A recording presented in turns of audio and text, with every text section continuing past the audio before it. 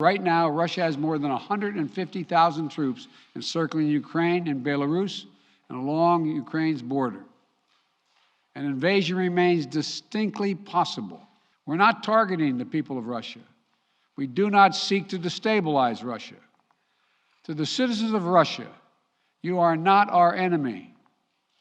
And I do not believe you want a bloody, destructive war against Ukraine, a country and a people with whom you share such deep ties of family, history, and culture.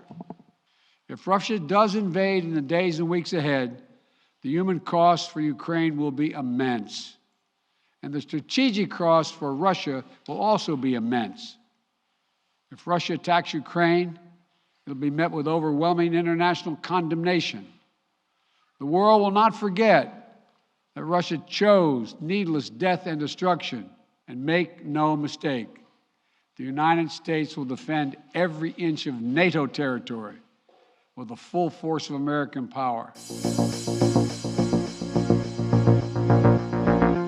The United States does not believe Russia's claim to be withdrawing troops from the Ukraine border and suspects Moscow has increased its presence by as many as 7,000 troops.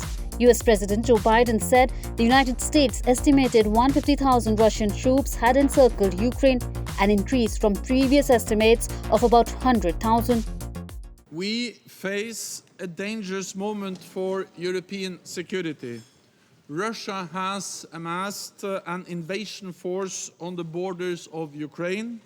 At the same time, there are signs from Moscow that diplomacy should continue. This gives grounds for cautious optimism. However, we have not so far seen any sign of de-escalation on the ground. NATO is not a threat to Russia, and we remain ready to engage in dialogue and find a diplomatic way forward. The latest Ukrainian intelligence report says the total number of Russian forces near the Ukrainian border has increased to over 148,000, including more than 126,000 ground troops. Meanwhile, Ukraine has also increased the number of border guards on its frontier with Belarus.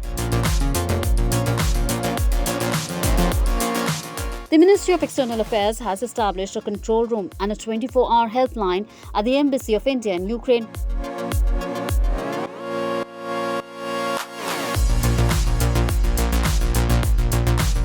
The configuration of forces in Russia's western region will return to standard posture in 3 to 4 weeks, according to Russian Ambassador to Ireland, Yuri Filatov.